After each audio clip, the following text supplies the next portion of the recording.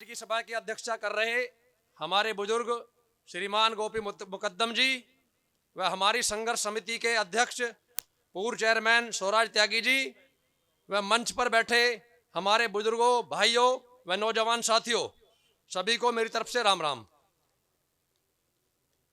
हमारा मानना यह है कि यदि हमारी जमीन सरकार ने औद्योगिक गलियारे के लिए अधिग्रहण कर ली तो हम लोग जो इस पर खेती कर रहे हैं वह पशुपालन करके अपनी जीविका चलाते हैं, तो उसे कैसे चलाएंगे?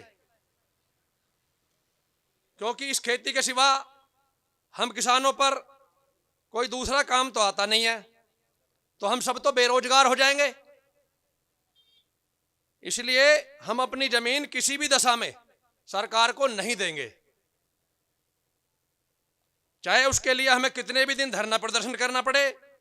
हम किसान के बेटे हैं, चाहे कितनी भी सर्दी हो, गर्मी हो या बरसात हो, इस मुसीबत का सामना तो हम सभी को मिलकर करना ही है।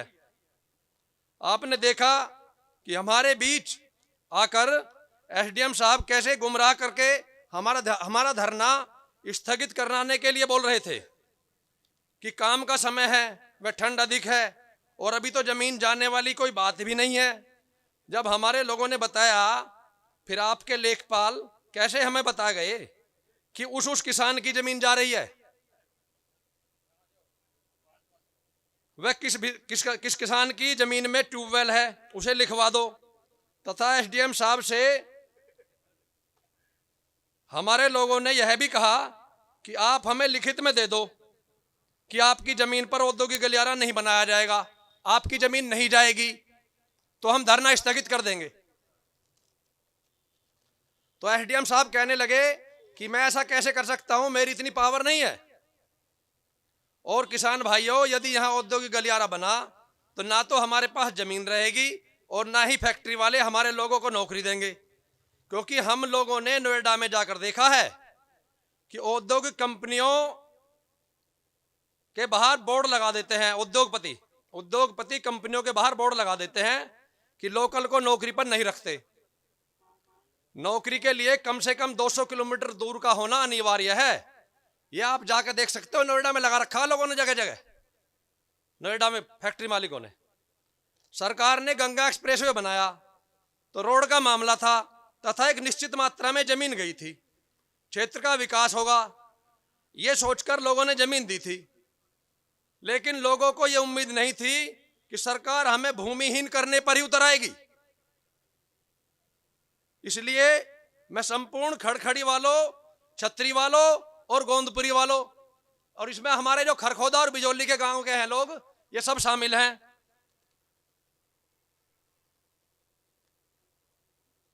इन सब को यही कहना चाहता हूं कि हमें अपने धरने को ज्यादा से ज्यादा संख्या में आदमी इकट्ठे रहें और अपना धरना सुचारू रूप से चलाते रहें, शांतिपूर्ण। और एक बात यह भी है कि एक तरफ तो एसडीएम साहब हमारे किसान भाइयों से यह बोल रहे थे कि धरना स्थगित करके ठंड से बचें, वह काम का समय है इसलिए काम पर ध्यान दें। वह लेखपाल भी उन्हीं के साथ थे और अगले ही दिन लेखपाल जी सर्वे करने के लिए जंगल में आ जाते हैं। जब हमारी बात लेखपाल जी से हुई तो हमसे कहने लगे कि यह मेरी ड्यूटी का मामला है। तो हमने कहा हम सर्वे नहीं करने देंगे, आप एसडीएम साहब से जाकर बोल दो। क्यों नहीं बोल देते कि किसानों का कहना है, जब एसडीएम साहब बोल रहे थे कि अभी कुछ नहीं है तो सर्वे क्यों, और जब हमें जमीन ही नहीं देनी तो भी सर्वे क्यों। इसी के साथ मैं अपनी वाणी को विराम देता हूं। सभी भाइयों से कहूंगा, किसान संघर्ष समिति, किसान संघर्ष समिति, किसान संघर्ष समिति जिंदाबाद। नमस्कार जी, मैं खड़खड़ी से आजाद गुजर, सम्मानित बुजुर्ग और नौजवान साथियों, आज ये औद्योगिक गलियारे का विषय यहाँ करीब 1 महीने से धरना चल रहा है। तो लोगों से सब ये ना सोचें किसी की जमीन जा रही है या ना जा रही है, इसमें सब लोग सहयोग करें। धन्यवाद। आज की सभा के अध्यक्ष महोदय और मंच पे आसीन सभी अतिथिगणों और मेरे बुजुर्गों और किसान साथियों, सबको राम राम। और आज के विषय में सभी पता है किस विषय में इस धरना स्थल पर हम सभी दूर दराज से आए हुए हैं कि किसान की भूमि किसान की माता के समान है।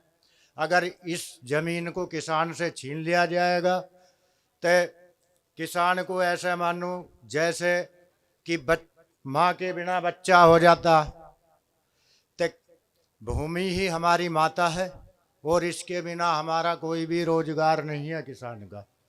और इसी के साथ मैं ये कहता हूँ, तन मन धन और हर उससे अपनी किसान समिति का पूरा सहयोग करेंगे। और आज के सभी मंचासीन अतिथिगणों को और सभी आए हुए भाइयों को नमस्कार। मौजूदगी में तैयार रहें और कोई भी आदमी किसी चीज की ये ना सोचे किसी के कारण। देखिए हमारे धरने की वजह से कितनी बड़ी बात है, कम से कम 10-12 गांव के आदमी यहाँ आ चुके हैं। वो किसकी वजह से? एक खड़खड़ी बिजौली छतरी और गोंदपुरी की वजह से। और इन्हें क्या जरूरत पड़ी थी भाई? ये भी तो हमारी सेफ्टी के लिए आए हुए हैं। तो इसलिए मेरा सभी लोगों से गुजारिश था, 3-4 गांवों से अपनी बात को अमल करते हुए सभी लोग धरने को जो जारी रखें जब तक हमारी कोई बात समस्या का हल ना हो जाए। जय हिंद, जय भारत।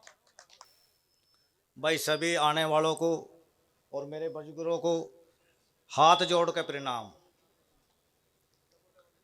जैसा आज हम इकट्ठा हुए हैं, सबके अपने अपने मन में एक विचार है, सबको अपना विचार रखना चाहिए। जैसे कह रहे हैं कि भाई संगठन कोई चीज है, अगर हम संगठन से हैं सभी, इसमें ना छतरी खड़खड़ी बधौली या सेतकुआ बरहानपुर कुछ नहीं, जितना भी हमारा औद्योगिक गलियारा है और उसमें हम संगठित हैं, तो ऐसा कोई नहीं प्रशासन या शासन का हमसे छीन कर ले जाएगा कुछ हमारी जेब में धरा है।